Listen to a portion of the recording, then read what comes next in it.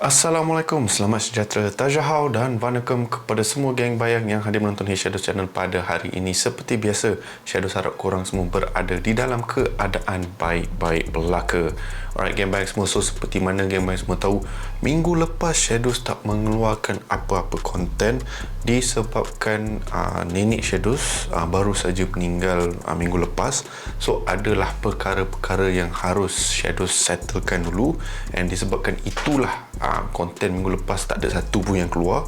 Alright, and Shadows minta maaf banyak-banyak sebab ialah nak kena handle semua urusan-urusan semua, and kali ni barulah ada masa terluang, and Alhamdulillah dapatlah Shadows berkongsikan kisah seram pada hari ini.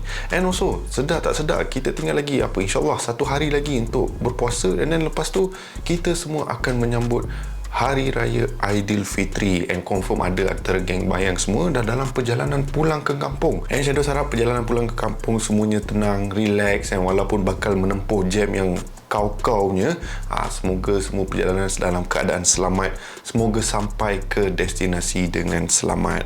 Alright, okay, so kisah apa yang bakal Shadows kongsikan pada hari ini bertemarkan minggu ni, minggu hari raya kan. Confirm di antara geng bayang semua yang mana pulang ke kampung, ada yang stay hotel, ada yang stay dekat rumah mak bapak. So confirm lah korang akan stay kat tempat ni. Malah ada juga yang stay di tempat-tempat seperti homestay, seperti rumah yang contoh 2 tingkat ke setingkat ke macam tu, ataupun apartment di mana dipersediakan bilik-bilik yang banyak, and also tempat-tempat untuk memasak. Lah, kadang daripada masak kat rumah orang ke apa ke, baiklah kita masak kat homestay tu, at least semua ahli keluarga boleh datang lepak-lepak makan-makan kat dalam rumah tu. So itulah tema kisah seram pada hari ni, iaitu pengalaman seram yang dialami oleh mereka-mereka ni yang stay dekat tempat-tempat yang diberikan nama homestay. So Shadows pun tak nak buang masa lagi, so jom kita pendengarkan 3 pengalaman seram homestay. Tapi sebelum tu, seperti biasa, kita roll intro dulu. Piu.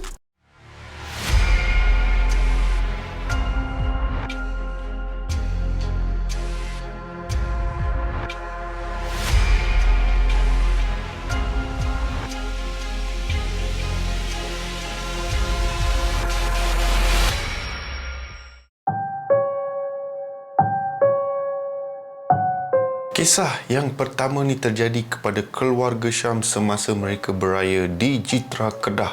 And keluarga Syam ni pada ketika itu diorang menyewa sebuah homestay yang terletak di Jitra. Right, and dikatakan rumah homestay tersebut mempunyai 2 tingkat, dalam lebih kurang 3 bilik di tingkat atas dan 1 bilik di tingkat bawah. And keluarga Syam ni, Syam bukan hanya bersama dengan isteri dan anak-anaknya, termasuklah juga kakak isterinya dan juga abang ipar dia lah. Okay, so diorang ni kira consider ramai jugalah. So 1 bilik untuk keluarga Syam, and 1 lagi bilik untuk kakak ipar dan juga abang ipar Syam ni lah. So pada awalnya seperti biasa, Syam dah selalu bila dia pulang ke Jitra, dia akan sewa 1 homestay yang terletak dekat situ. Syam jarang nak sewa hotel ke apa ke, sebab bagi dia lebih mudah, sebab dia boleh lah menyiapkan jamuan-jamuan raya ke apa dekat rumah, sebab dipersediakan barang-barang dapur semua, gas lah apa semua bagai. So senang lah dia nak prepare, dia dengan ahli keluarga dia nak prepare. So instead of daripada menyusahkan mak dia yang berada dekat rumah yang dah berumur semua, bolehlah dia dengan keluarga dia prepare makanan ataupun jamuan hari raya, dan keluarga-keluarga yang lain boleh datang untuk menjamu selera ketika raya. So seperti mana Shadows katakan tadi, memang itu yang selalu dilakukan oleh Syam. Namun buat 1 tahun ni, di mana Syam dan keluarganya mengalami satu pengalaman yang amat pelik dan juga mengerikan di sebuah homestay yang telah disewanya. So seperti mana geng bayang semua tahu, kalau kita bersembang pasal nak sewa homestay ke apa kan, especially bila time musim cuti sekolah, bila time musim raya, semua benda tu automatically segala rumah-rumah homestay ni harganya akan naik sikit lah, consider mahal sikit daripada selalu. So itu memang dah di-expectkan oleh si Syam ni. Namun apa yang pelik, dia terjumpa satu homestay ni di mana harga dia lebih murah berbanding homestay yang lain. Sebab apa? Contohlah, satu rumah homestay tu sewa sehari dalam 300, tiba-tiba rumah homestay ni yang ada 2 tingkat, 4 bilik, consider besar lah dengan laman besar semua benda tu, hanyalah sewanya sebanyak 151 malam tau. So Syam pun fikir, ini berbaloi lah, kalau aku stay 4 malam tak adalah sakit sangat kan. So Syam tak ada fikir apa-apa. Syam hanya fikir mungkin rezeki dia dapat homestay yang agak murah tu. So terus Syam book tempat tu, and Syam dan keluarganya pun tibalah di homestay yang telah disewanya. Ketika sampai dekat luaran homestay tu, bagi Syam memang puas hatilah dengan laman yang luas, cukup untuk budak-budak semua nak bermain dekat luar time raya nanti kan, ataupun malam nak main mercun ke main bunga api ke apa. Memang luas. And also kawasan rumah tu nampak elok, tak adalah nampak semak ke. Sebab Syam risau kan, harga murah mungkin ada something yang tak kena, tapi semua daripada luaran nampak biasa. So Syam pun memang bersyukur sangatlah dengan rezeki yang dia dapat tu. So diorang pun lepas dah sampai kat situ, diorang pun angkatlah bag diorang semua nak masuk ke dalam rumah. Namun time ni lah di mana si Syam rasa seperti ada benda yang tak kena dengan rumah tu. So apa yang tak kena? Bila seelok saja Syam dengan keluarganya masuk, mereka terbau satu bau yang hapak yang teramat kuat dalam rumah tu tau. Dia ibarat orang yang membela kucing dalam 20 ekor kucing tu, ataupun hamster-hamster. Dia ada lebih kurang bau-bau macam tu lah. So si Syam ni pun pelik, adakah rumah ni dulu tuan empunya rumah ni pernah bela kucing ke, bela raccoon ke, ataupun bela benda-benda binatang yang lain lah. Sebab memang bau hapak dia teramat kuat tau. Malah even keluarga-keluarga Syam yang lain pun terbau benda yang sama tau. So abang ipar Syam ni kata, alah tak apalah, nanti kita spray lah something yang spray wangian ke, beli benda wangian-wangian tu ke apa, letak kat dinding. InsyaAllah okey lah tu. Ni mungkin sebab lama tak ada orang duduk ke apa kan, sebab tu lah bau macam tu kan. So Syam pun dengarlah apa yang dikatakan oleh abang ipar ni. Diorang pun beredar ke bilik masing-masing, simpan barang semua, and diorang chill lah dulu. And pada ketika itu masih lagi berpuasa, belum raya lagi. So diorang chill lah, manakala yang isteri-isteri ni semua keluar lah dekat bandar untuk mencari jamuan berbuka puasa. So tinggallah Syam dengan abang iparnya yang berada di rumah bersama dengan budak-budak kecil semua. Diorang semua bermain dekat luar lah, manakala Syam dengan abang iparnya berada dekat dalam rumah sembang-sembang semua benda tu. So abang ipar si Syam ni pun tanyalah kepada si Syam macam mana dia boleh dapat rumah ni kan, harga murah semua benda tu. Selama Syam pun bagi tahu yang dia book melalui online lah. Dia jumpa satu advertisement, satu iklan yang mempamerkan rumah ni untuk homestay. So Syam pun rasa harga tu murah, so sebab itulah dia book tempat tu. So abang ipar si Syam ni tak adalah persoalkan banyak sangat. Namun Syam tahu mereka berdua sedang merasa seperti ada sesuatu yang tak kena dengan keadaan rumah tau. Sebab walaupun hanya mereka berdua orang dewasa yang berada dalam rumah pada time siang, namun terasa seperti ada satu vibe yang menyeramkan tau. Rumah tu nampak malap walaupun siang, and budak-budak yang bermain dekat luar, selalunya kalau riuh-riuh macam tu bolehlah kedengaran satu rumah, namun terasa seperti seolah-olah kawasan tersebut teramat sepi tau. So Syam dan abang ipar dia pun malah nak fikir panjang, malah nak fikir banyak pasal benda ni. Kemungkinan itu hanyalah perasaan diorang, ialah rumah yang dah lama dibiarkan ke apa ke, sebab itulah ada vibe-vibe macam tu. So dia kata biarlah selang berapa jam ke ataupun 2-3 hari macam tu, insyaAllah okey lah rumah tu kan. Itulah apa yang dipersangkakan. Namun selepas semua berbuka puasa, and selepas dah semua solat tarawih everything all, and apabila malam tiba, time ni lah berlaku beberapa gangguan yang amat menyeramkan. Salah satu gangguan yang berlaku kepada anak kecil Syam ni, di mana time tu dah kat pukul 11 malam, tiba-tiba tak pasal-pasal anak bongsu si Syam ni yang kecil lagi, dalam lebih kurang tak sampai setahun pun, start menangis-nangis, melalak-lalak yang teramat kuat, seperti nampak hantu macam tu tau. Dia punya jeritan dia memang lain macam lah. So si Syam dan juga isterinya cuba menenangkan anaknya, namun still tak menjadi tau. So akhirnya Syam pun membacalah beberapa petikan-petikan Al-Quran ke dalam telinga anaknya, barulah anaknya kembali tenang. Namun perkara tu tak habis kat situ. Sebab apa? Tak sampai berapa minit kemudian, anak si abang ipar Syam ni pun menangis melalak tau. And yang menangis ni bukan bayi ke apa ke, mereka ni dalam umur 7 ke 8 tahun tau. Yang paling sulung umur 8 tahun bagi tahu kepada bapak dia, which is abang ipar Syam ni, katanya dia ternampak seperti ada sesuatu yang berjalan-jalan dekat atas siling rumah tu tau. Seperti Spiderman macam tu. So abang ipar si Syam ni sama macam Syam, startlah baca segala petikan-petikan daripada ayat Al-Quran, and dengan harapan yang gangguan tu berhenti kat situ lah. So selepas beberapa minit macam tu, barulah tenang anak abang ipar si Syam ni, and masuk tidur lah. Di mana lepas tu Syam dan juga abang ipar si Syam ni turun ke tingkat bawah dekat bahagian dapur untuk relaxkan diri sambil perkena kopi, sambil isap okok semua, and cubalah berbincang apa yang telah berlaku. Sebab serentak mat anak-anak diorang ni menangis. So sambil diorang sembang-sembang, diorang fikir tadi kan ada makanan lebih kan simpan dalam microwave kan, apa apa kata kita makan dulu lah, sambil kita simpan-simpan kita makan cadangan si Abang Ipar Syam ni lah. Syam pun okey lah, since ada beberapa kuih-kuih yang still elok untuk makan walaupun dah disimpan dalam microwave tu. So diorang pun ambil lah keluar kuih-kuih tu untuk makan sambil sembang, sambil mengopi semua benda tu lah. Namun apa yang pelik is that apabila makanan tu dikeluarkan daripada microwave, Abang Ipar si Syam ni terkejut. Sebab apa? Makanan yang disimpan dengan rapi and sememang confirmnya tak boleh basi sebab ialah dijaga dengan elok semua benda tu. Apa yang diorang nampak, terdapat banyak ulat-ulat dekat atas makanan tu tau. And makanan tu nampak seperti dah basi teruk lah. Basi level jenis seminggu, 2 minggu macam tu tau. So si Syam ni pun berasa pelik lah. Macam mana makanan yang baru beli tadi dah rosak macam ni? And makanan ni dah banyak kali aku beli time kat KL. And bila time sahur ke apa, memang aku akan repeat makan makanan sama. Tak adalah sampai level basi ke apa tau. So Abang Ipar si Syam ni fikir kemungkinan besar cara pemasakan makanan tu yang membuat benda tu jadi basi lah. Namun bagi Syam dia rasa pelik. Tak mungkin. Sebab apa? Kalau kata sekiranya cara masakan macam mana pun, makanan ni akan ambil masa yang lama untuk basi. Sebab cara makanan tu basi, macam saya katakan tadi, seolah-olah dah 2-3 hari ataupun dah seminggu lebih macam tu tau. Memang teruk punya basi lah, sampai ada ulat-ulat semua. And bau dia tak payah cerita lah, memang kau punya tau. So Abang Ipar Syam dan juga Syam ni pun decide untuk buang makanan tu and just abaikan and start lah minum kopi yang biasa semua, sampailah mereka terdengar sesuatu bunyi yang teramat kuat yang berada dekat atas bumbung rumah tersebut tau. Seolah-olah seperti ada benda jatuh dengan begitu kuat lah, macam nangka busuk jatuh macam tu tau. Ketepak bunyi kuat gila. So Syam dan juga Abang Ipar Syam ni pun terkejut lah. And lepas tu nampak kelihatan isteri mereka berdua ni bersama dengan anak-anak yang lain semua tengah turun daripada tingkat atas tau. And Syam dan juga Abang Ipar Syam ni pun tanya lah, apa hal, kenapa tiba-tiba semua turun tau. And time tu lah isteri mereka bagi tahu yang diorang terdengar seperti ada sesuatu yang melompat-lompat dekat atas bumbung and seperti ada suara bisikan ataupun suara orang ketawa macam tu. So Syam dan Abang Ipar si Syam ni pun dah tak tahan lah, dah rasa macam apa hal pula dengan rumah ni kan. Lalu mereka berdua pun decide untuk keluar daripada rumah tu nak tengok apa yang ada dekat atas bumbung rumah tu. And mereka tak sangka, buat pertama kali buat mereka berdua ni serentak nampak ada satu lembaga hitam yang besar berada di atas bumbung rumah tu dengan wajah yang mengerikan, dengan bertaring ke atas. Selalu bertaring ke bawah, ini taring ke atas dengan rambut kerinting panjang, rockstar man. And sambil memerhatikan Syam dan juga Abang Ipar Syam ni. And apabila mereka berdua nampak benda tu, walaupun dalam keadaan gelap-gelap macam tu, tapi memang nampaklah bentuk badan yang orang kata macam sasa macam tu.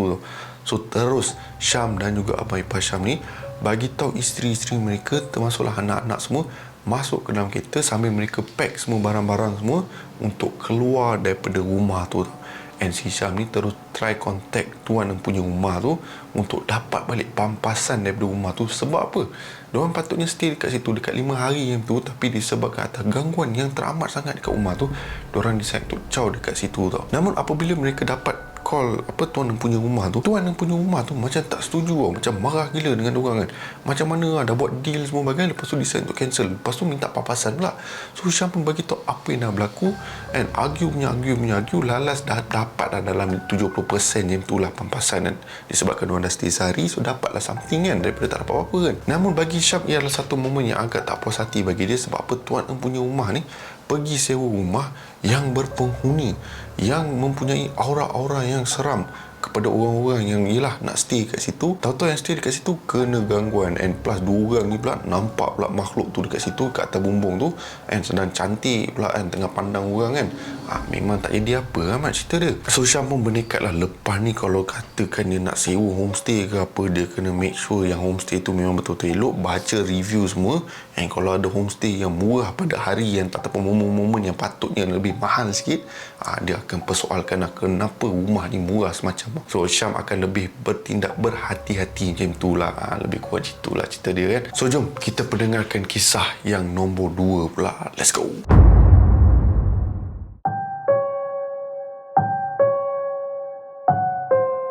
Bila kita menceritakan tentang kisah-kisah seram ataupun homestay ke ataupun tempat ke lokasi ke, orang selalu akan berfikirkan kejadian-kejadian yang menyeram ni selalu berlaku dekat kawasan-kawasan yang luar bandar. So kira tempat-tempat macam bandar ni tak ada gangguan-gangguan misteri, tak ada gangguan-gangguan pelik. Namun itulah tanggapan yang salah. Sebab apa? Dalam kisah yang nombor 2 ni, di mana dia pulang ke kampung halamannya yang terletak di Johor Bahru, di tengah smack tengah-tengah bandar tu, di mana Firdaus bila dia pulang ke kampung halamannya yang terletak di JB, dia akan stay dekat sebuah homestay ataupun Airbnb, lebih kurang macam tu lah. Okey, walaupun rumah ibu bapa dia masih ada dekat situ, tapi disebabkan si Firdaus ni mempunyai adik-beradik yang ramai, so dia bagi priority dekat priority mak, dia bagi keutamaan kepada abah-abah sulung dia, kakak-kakak sulung dia semua untuk stay kat rumah tu, manakala dia stay lah dekat salah satu Airbnb yang terletak di Johor Bahru. Dah banyak kali mak si Firdaus ni pujuk lah si Firdaus untuk stay sekali semua bagai, namun bagi Firdaus, dia malas nak stay dekat tempat-tempat yang ramai, sesak semua benda tu lah, dengan keluarga-keluarga diorang lah, anak-anak lah, suami, isteri semua bagai kan. So memang rumah tu compact lah. So Firdaus ni jenis yang suka keadaan yang lapang, keadaan yang tenang, and lepas tengah-tengah momen tu dia nak tenangkan diri seorang-seorang. Firdaus jenis yang macam tu, dia tak suka bergaul sangat lah, dari dulu sampailah dah dewasa macam tu tau. So seperti mana Syadus katakan tadi, tiap-tiap raya si Firdaus ni akan sewa satu Airbnb di mana dia akan stay kat situ, and bila raya ataupun bila ada jamuan ke apa, barulah dia pulang ke rumah mak bapak dia, and lepas dah selesai semua, dia akan pulang semula ke tempat yang dia sewa tu lah. Namun berlaku satu insiden yang menyeramkan kepada Firdaus, di mana dia sewa satu Airbnb ni yang terletak dekat Johor Bahru. Dia tak bagi tahu in spesifik di mana tempat tu, namun berlaku dekat tempat ni di mana ialah merupakan satu apartment yang agak cantik lah, agak mewah juga, and tempat tu nak masuk pun memang dahsyat lah, dengan penuh security lah semua bagai kan. So bagi Firdaus ni memang berbaloi lah, dia bayar sewa Airbnb tu dengan harga yang mahal sikit, tapi keadaan rumah memang cantik, luas, semua benda tu lah. So si Firdaus ni sewalah satu studio, macam studio Airbnb macam tu lah, sebab dia seorang je kan, tak ada siapa-siapa kan. So simple, nice and kemas. Itu yang si Firdaus ni kejar-kejarkan, tempat yang cantik, tak adalah semak mana pun. So si Firdaus ni pun pulang sehari sebelum raya, di mana dia akan berbuka puasa dengan ahli keluarganya, and then lepas tu keesokan harinya beraya semua benda tu lah. So pada petang macam tu, dalam pukul 5 macam tu, si Firdaus ni pun sampailah dekat apartment di mana dia menyewa Airbnb tu. Macam biasa dia buat check in macam biasa, alright, dah letak semua barang tu, and jam menunjukkan pukul 6, dia pun rush ke rumah kedua ibu bapanya untuk berbuka puasa. So tanpa tak sedar, lepas dah selesai berbuka puasa, dah solat isyak semua benda tu, diorang pun chill-chill dekat rumah mak bapak si Firdaus ni, sembang lah apa semua, ada sepupu sepapat semua datang, and dekat pukul 1 pagi macam tu, time Firdaus dah on the way balik. So Firdaus pun bagi tahu lah dekat ahli keluarganya yang dia nak balik lah, dah letih lah sebab esok nak bangun pagi untuk solat raya semua benda tu kan. So salah satu sepupu si Firdaus ni yang bernama Hakim tanyalah kepada si Firdaus, kau stay mana? Asal kau tak stay sama rumah je? So si Firdaus pun cakap, tak apalah, biarlah dekat abang dengan kakak dia kan, at least diorang dapat dah stay dekat rumah ni. Aku prefer stay dekat Airbnb tu, senang sikit lah, tak adalah ramai orang nak rushing besok nak mandi semua bagai, semua sesak lah. So itulah apa yang Firdaus bagi tahu kepada sepupunya yang bernama Hakim. So Hakim pun tanya dekat area mana yang dia stay semua. So si Firdaus ni pun bagi tahu lah dia stay dekat satu apartment ni, bagilah nama-nama sekian-sekian. So Hakim pun macam, kau biar betul kau stay dekat apartment tu kan? Dan si Firdaus cakap, asal apartment tu okey tu, cantik, security pun nice, nampak mewah semua bagai. Si Hakim pun berasa pelik, kau biar betul Mat, tempat tu banyak tu komplain, orang kata stay kat situ oncau tu. Dan si Firdaus cakap, tak adalah, aku baca review okey je, and then plus tadi aku dah masuk dah, tadi aku dah check in barang-barang aku semua, tak ada apa-apa pun. Aku masuk kemas dengan bau bilik macam wangi semacam. Bila dia masuk bilik tadi, bau haruman bunga macam tu. So Hakim pun malah nak berbetak panjang, dia pun bagi tahu si Firdaus, okeylah, since nak stay kat situ, just berjaga-jaga, sebab since dia seorang, kalau ada apa-apa, call lah si Hakim ke ataupun ahli-ahli keluarga yang lain kalau ada emergency ke apa-apa lah.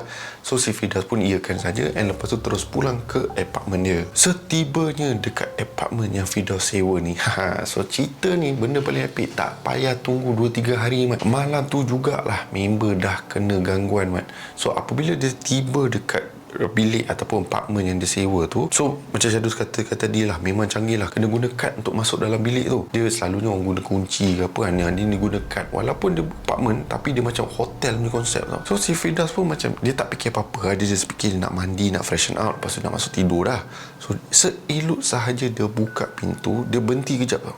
Dia buka sikit, dia berhenti kejap. Sebab apa? Bilik ataupun ruang tamu apartmen yang dia sewa tu terang semacam tau. And si Firdaus ingat, seingat dia lah, yang dia dah tutup semua lampu, malah aircon pun dia tutup tau. So dia rasa pelik, macam mana dia terasa sejuk, angin sejuk tu disebabkan aircon satu, and bilik tu terang semacam tau. Kira macam seolah-olah dia tak tutup switch semua bagai tau. So si Firdaus ni pun masuklah perlahan-lahan nak tengok apa yang ada kat dalam. Kok ada sesiapa pecah masuk ke apalah kan. So seeloknya dia masuk, apa yang mengejutkan si Firdaus adalah barang-barang dia yang masih dalam suitcase dia tu, yang dia tak keluarkan lagi pun, sebab dia terus daripada apartment tu terus dia shoot pergi rumah parents dia. Dia tak ada mandi ke apa, dia terus pergi situ. Semua kira consider semua baju-baju dia dalam beg lagi lah. Dia nampak semua barang-barang dia berterabur dekat atas lantai, malah ada yang ada atas katil, ada merata-rata lah.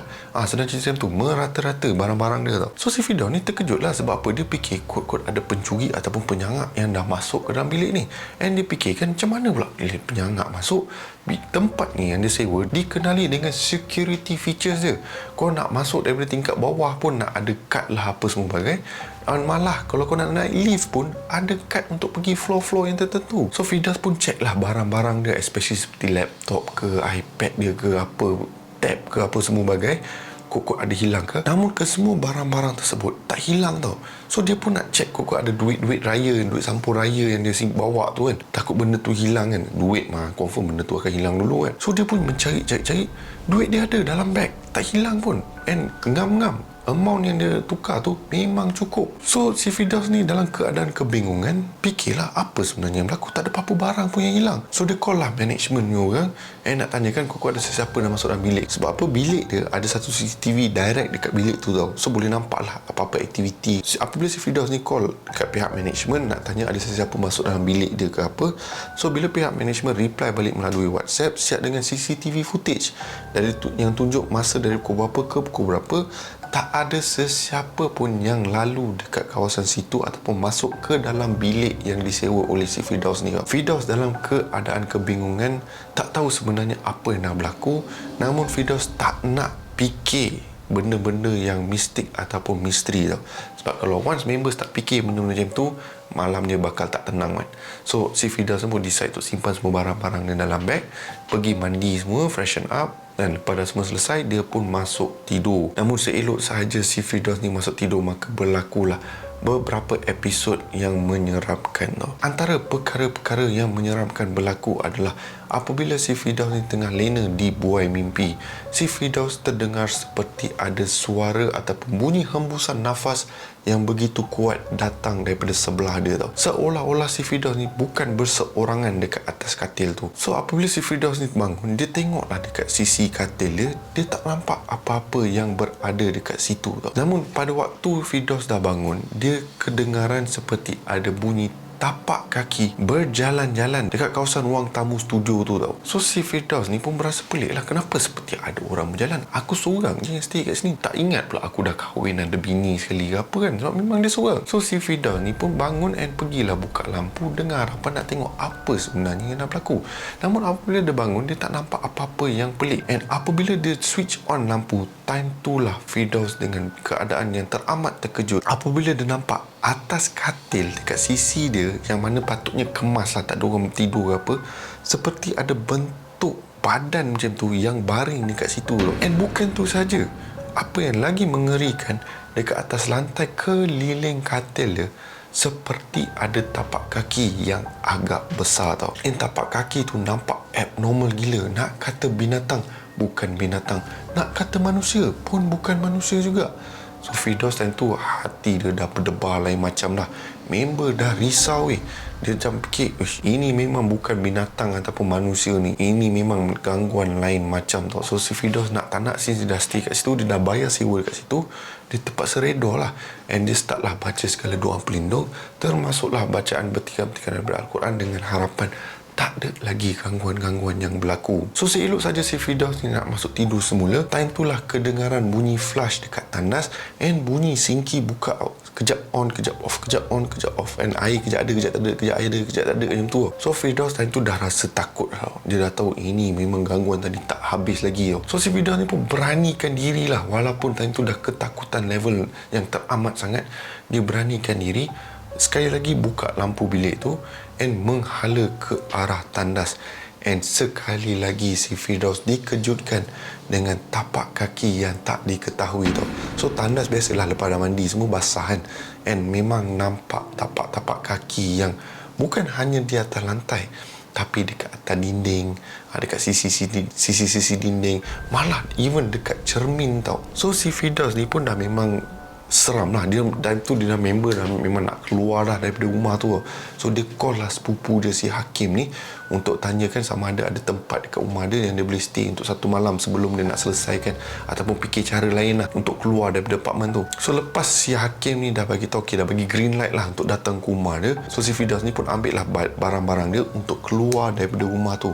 Namun apabila dia nak, seelok sahaja dia nak keluar, dia ada seperti macam ada laluan untuk masuk ke tandas daripada tempat yang dia tidur tu, ada satu laluan kecil untuk ke tandas tu. Time tu lah si Firdaus nampak ada satu lembaga hitam berbadan besar, berbulu lebat, berambut panjang, and nampak memang wajah yang teramat bengis tau. Apabila Firdaus nampak makhluk tu berada dekat situ, Firdaus tak fikir apa, terus berlari dengan begitu laju untuk keluar daripada apartmen tu and exit daripada tempat tu tau. So si Firdaus ni pun tunggulah dekat bahagian lobby untuk menantikan sepupu dia datang ambil dia lah. And tak sampai dalam 20 minit macam tu, sepupu dia pun sampai and diorang pun pergilah ke rumah sepupu dia. So si Hakim ni pun tanyalah kepada si Firdaus apa yang telah berlaku. So Firdaus pun ceritalah daripada A to Z sampailah momen dia nampak makhluk yang berdiri dekat situ tau. So si Hakim cakap kemungkinan besar itu adalah Gondorowo. Cik Dos pun tak pandai lah. Cik Dos pun mungkin salah sebut, tapi lebih kurang macam itulah, Gondorowo ke apa. Nanti kejap aku nak make sure aku sebut benda ni betul-betul. Kan malu pula aku salah sebut kan. Itulah genderuwo. So genderuwo ni adalah satu makhluk, dia macam senang cerita macam hantu raya macam tu lebih kurang lah, tapi dia lebih kepada nama Indonesia macam tu. So si Hakim cakap kemungkinan besar makhluk tu lah berdasarkan deskripsi yang diberikan oleh si Firdaus. So Firdaus tak sangka lah selama dia stay kat Airbnb dekat JB ni, tak pernah dia ada gangguan-gangguan yang pelik macam ni tau. Especially ada makhluk macam saka ataupun hantu raya macam tu, and kena kacau pula dalam bilik tu seorang-seorang pula, dah satu hal mat. Namun itu tidak mengubah persepsi dia untuk tiap kali pulang ke kampung untuk stay dekat Airbnb. Sebab apa, bagi si Firdaus ni, dia tak naklah menyusahkan mak bapak dia semua. Dia prefer untuk stay dekat tempat tu berseorangan. So sepanjang hari raya tu, dia decide to cancel stay ataupun sewa dekat bilik tu and try lah cari bilik-bilik yang lain. End up si Firdaus ni stay dengan sepupu dia je mat. Dia stay dengan Hakim. Sebab apa, last minute kan, dah raya kan, semua tempat dah fully book lah. So memang tak dapat lah bilik-bilik yang diingini oleh si Firdaus. Namun seperti Syadus katakan tadi, itu adalah satu pengalaman yang menyeramkan buat si Firdaus. And walaupun pengalaman tu memang menyeramkan, namun ia tidak mengubah persepsi si Firdaus ni untuk stay dekat Airbnb setiap kali bila dia pulang ke kampung halaman.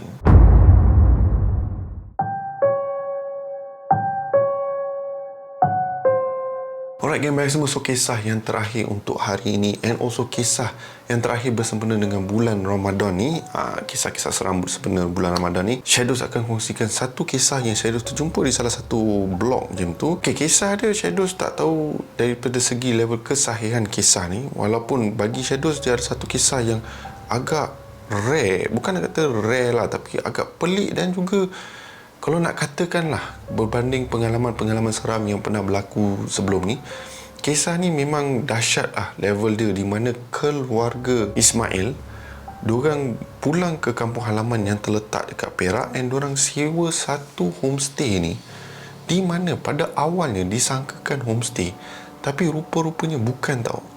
So kisah dia punya kisah dia memang pendek, memang simple, orang kata straight to the point lah, tak ada panjang menjela ke apa. Just that kisah ni, apa yang berlaku is that keluarga Ismail ni, cerita dia macam biasalah nak pulang ke kampung halaman, and disebabkan keluarga Ismail ni besar, so diorang nak sewa satu homestay. And time tu dia dapat satu homestay yang consider agak besar, macam bungalow macam tu, namun tempat dia dekat kawasan macam terpinggir macam tu tau.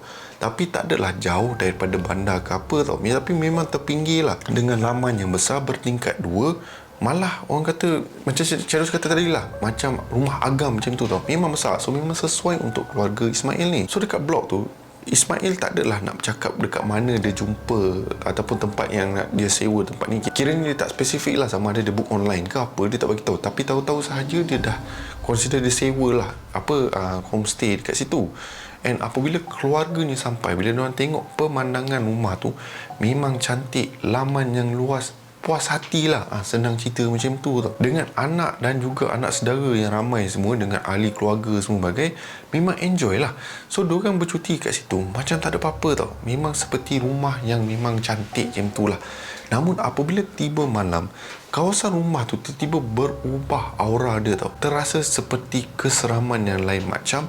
Malah ada ahli-ahli keluarga yang lain bagi tahu yang sepanjang malam yang diorang stay dekat situ, diorang asyik kedengaran bunyi mengilai yang begitu kuat.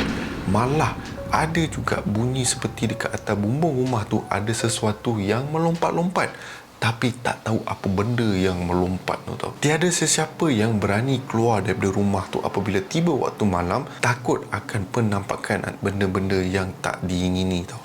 Kawasan rumah tersebut dikelilingi dengan hutan-hutan macam tu tau. And kalau nak kata nak pergi rumah jiran ke apa, kena keluar daripada kawasan situ, barulah boleh pergi rumah jiran. Kira tak ada jiran bersebelahan macam tu tau. So sehari sebelum hari raya, time tu ahli-ahli keluarga semua keluar lah. And time tu diorang sambil tu diorang pergilah lepak-lepak dengan ahli keluarga yang lain sampai dalam pukul 11 malam macam tu lah, di mana diorang decide untuk pulang ke rumah. And apabila diorang pulang ke rumah, berlaku beberapa insiden yang menyeramkan. Seelok sahaja Ismail buka pintu rumah tu, kedengaran seperti ada orang berlari-lari dalam rumah tu dengan begitu laju, seperti larian budak-budak macam tu lah, bunyi tapak kaki kecil kan, tap tap tap tap tap, tap macam tu, laju tau. And benda ni bukan si Ismail saja yang dengar, malah ahli-ahli keluarga dia yang lain pun dengar benda yang sama tau. And tak tahu kenapa dia seolah-olah kedengaran bunyi yang serentak tau. Sambil dengar bunyi budak berlari, kedengaran seperti bunyi suara mengilai, bunyi orang tertawa, bunyi suara berbisikkan. Tak tahu kenapa tau. And pada waktu yang sama dekat bahagian dapur, seolah-olah segala barang yang disimpan dekat situ tiba-tiba macam berterabur macam tu tau. Kedengaran bunyi pinggan jatuh semua benda tu tau. So diorang semua consider macam, bukan nak kata berpecah, diorang pun nak pergi carilah mana datang bunyi tu, kenapa riuh semacam rumah tu tau. So apabila diorang pergi check, anak-anak kecil semua dah start menangis semua. Kata diorang nampak macam ada makhluk yang bertangan panjang, berkaki panjang, memanjat siling lah, apalah semua bagai. Malah ada yang kata ada satu lembaga yang besar dekat luar berjalan-jalan mengelilingi rumah tu tau. Memang lain macam gangguan dia. Dah macam orang kata level multiverse macam tu tau bila Shadows baca kisah ni. So disebabkan gangguan yang teramat dekat situ, Ismail dengan keluarga-keluarga lain-lain berpakat untuk keluar daripada rumah tu and carilah hotel ke ataupun homestay yang baru tu. Tapi masalahnya lewat malam kan. So paling common pun dia boleh buat, carilah rumah sepupu-sepupu dia yang lain untuk tumpang buat sementara waktu sampailah diorang cari tempat yang lain. And apabila diorang keluar kat situ, still tak fikir apa-apa tau. Apabila diorang sampai dekat salah satu sepupu rumah si Ismail ni, barulah sepupu tanyakan dekat mana diorang stay lah apa, sebab Ismail bagi tahu tau apa yang dah berlaku semua. Dan sepupu si Ismail ni pun merasa pelik. Sebab apa? Tempat ataupun deskripsi lokasi yang diceritakan oleh Ismail, sepupu Ismail cakap tempat tu dah tak ada orang stay tau. Tu satu. And rumah yang ada dekat situ dah lama terbengkalai. So Ismail cakap, tak mungkin. Mana mungkin kita orang sewa rumah tu, rumah tu nampak elok ke, kawasan laman semua, lapang semua benda tu tau. Sepupu si Ismail pun just nak dapat kepastian untuk suruh si Ismail ni bawa lah dia ke tempat tu pada keesokan hari lepas solat raya everything semualah. So lepas semua tu dah selesai, keesokan harinya lepas solat raya semua, Ismail pun bawa lah sepupu dia pergi dekat kawasan rumah tu. And alangkah terkejutnya Ismail apabila dia sampai dekat situ, benda pertama yang dia nampak, jalan untuk masuk ke rumah tu berpagar besi panjang tu tau, tutup, memang tak boleh lalu. And jalan-jalan yang lalu dekat situ berumput, bersemak semua bagai lah, bersemak samun semua bagai tau. So Ismail pun jam. And sepupu cakap, ini ke jalan yang kau lalu nak masuk rumah tu? And Ismail cakap, yes, inilah jalan dia. So diorang decide, okay, kita park kereta tepi, kita jalan, kita tengok. So diorang pun masuk ke dalam. And Ismail sepanjang perjalanan dia nak masuk ke kawasan rumah tu, dia jam. Sebab apa? Dia memang ingat inilah laluan yang digunakan oleh dia untuk keluar masuk ke dalam rumah tu tau. And apabila diorang sampai dekat rumah agam yang si Ismail dan keluarganya stay tadi, alangkah terkejutnya si Ismail apabila dia nampak rumah tu tak serupa rumah, man. Sebab apa? Rumah tu dah terbengkalai, dah terbiar lama, dengan bumbung tak ada kan, dengan lantai dah berpecah-pecah semua, dinding berlubang semua bagai. Memang tak sesuai untuk orang stay dekat rumah tu tau. Namun apa yang pelik, macam mana Ismail dan keluarganya boleh nampak rumah tu elok, bersih, kawasan laman semua bersih, berumput dah, tak ada lah pokok ke apa semua benda tu tau. Which Ismail terus jadi bingung, and disebabkan benda tu berlaku macam tu, Ismail dia tak tahu sama ada dia nak ceritakan benda ni kepada ahli keluarga dia ke tak, sebab takut nanti bila cerita benda ni dia akan jadi lagi histeria ke apa ke, tak tahulah. Namun apabila si Ismail tanyakan kepada sepupu dia, macam mana rumah ni macam ni, semua benda semua bagai lah. So sepupu si Ismail ni pun tanyalah macam mana dia boleh sewa rumah ni semua bagai. So Ismail pun ceritalah proses-proses macam mana dia sewa rumah tu. Dan apabila dia sampai kat situ, macam Shadows katalah, tak ada apa-apa yang pelik, tak ada apa-apa yang menyeramkan pun. Namun sepupu si Ismail beritahu yang katanya rumah ni dulu terdapat beberapa peristiwa-peristiwa yang amat menyeramkan. Dan dikatakan rumah tu dulu pernah dihuni oleh seorang yang kira dia mempraktikkan amalan sihir hitam yang teramat banyak tau. And lepas orang tu dihalau keluar dari rumah tu, and tiap kali orang yang beli rumah tu sentiasa terkena bermacam-macam gangguan dekat situ tau. So disebabkan insiden tu, Ismail lah rasa tak sedap hati. Dia bagi tahu sepupu dia, jom kita keluar dari sini sebelum dia start nampak benda-benda yang tak di ni. So mereka pun beredar daripada tempat tu, and memanglah ia adalah satu perkara yang amat pelik. Even Shadows yang baca kisah tu, kisah dia singkat, kisah dia pendek, Shadows pun pelik. Uish, ada gangguan-gangguan yang macam ni. Tak tahulah, sebab ialah kadang-kadang jin ni dia punya level permainkan mata kita ni dahsyat mat. Dia bukan sebarangan tau. And plus, seperti mana yang geng bayang semua tahu, dengan ekonomi sekarang dengan teruk semua bagai kan. So diorang pun nak kena ada income lebih kan. So diorang pun start lah buat Airbnb lah, homestay lah semua bagai tu kan. So mungkin Ismail antara salah seorang daripada klien diorang ni yang pergi sewa rumah tu, yang end up tahu-tahu rumah tu rupanya rumah berhantu. Alright, okay, so begitulah kisah yang Shadows kongsikan pada hari ini. Shadows harap korang semua terhibur dengan kisah yang Shadows kongsikan. And seperti biasa, sekiranya korang semua terhibur, korang boleh tekan butang like, share dan juga subscribe ke Hey Shadows channel sebagai tanda sokongan korang kepada Shadows. So kat sini Shadows ingin mengambil kesempatan untuk mengucapkan selamat Hari Raya Aidilfitri kepada semua geng-geng bayang yang beragama Islam yang telah melalui 1 bulan berpuasa kan, dengan cuaca yang panas, bertahan lapar, bertahan dahaga. Tapi bukan tu saja, dengan bertahan segala nafsu kita lah daripada buat benda-benda yang tak baik, dan dengan amalan-amalan kita. So Shadows harap sepanjang amalan kita time bulan puasa ni diterima oleh Allah Subhanahu Wa Taala. And Shadows juga ingin meminta ampun dan maaf kepada semua geng bayang sekiranya sepanjang konten-konten Shadows ada terkasar bahasa ke, terkurang ajar ke apa ke, Shadows minta maaf banyak-banyak dari pihak Shadows channel. Okay, kita consider kosong-kosong lah. And Shadows doakan sepanjang perjalanan korang, ada yang dah start balik kampung semua, selamat pergi dan selamat pulang. Alright, game main semua. So Shadows akan consider berehat untuk musim raya ni, bukan musim raya lah, minggu raya ni. InsyaAllah kalau tak ada apa-apa, dalam sama ada Sabtu ke Ahad ke ataupun minggu depan, Shadows akan keluarkan konten seram yang baru. Okay, so nantikan geng bayang semua. So seperti biasa, nama aku Shadows, and by the way of Shadows, stay safe, stay healthy, sehingga kita berjumpa lagi di konten seram yang akan datang. Selamat Hari Raya. Piup. Seruan kita untuk semua. Selamat, selamat, selamat Hari Raya.